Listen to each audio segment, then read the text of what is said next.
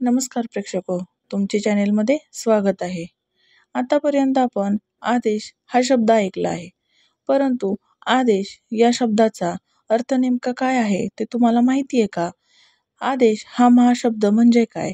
तर आज आपण ते पाहूयात। नाथ संप्रदायात आदेश या शब्दाला नवनाथांनी फार महत्त्वाचे स्थान दिले आहे।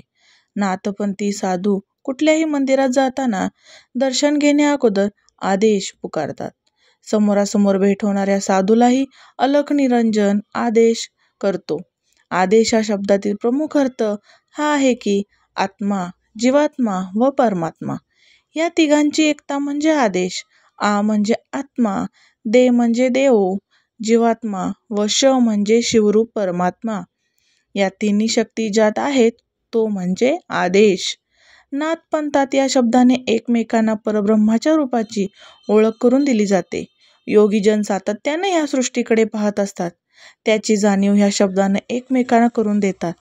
नाथपंथी गुरु आपल्या शिष्याला ज्यावेळी आदेश देतो त्यावेळी त्याला तो योगिक दृष्ट्या हेच सांगतो की सृष्टीकडे एकात्मक भावाने पहा, मी सदैव ह्याच भावात आहे, माझं वास्तव्य म्हणजे एक आदेशच आहे।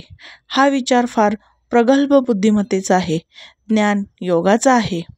आदेश हा शब्द असा आहे की तो विशिष्ट आवाजात उच्चारतात, अंगावर रोमांच उभे राहतात, परमेश्वर व भक्त क्षणात एकरूप होऊन जातात।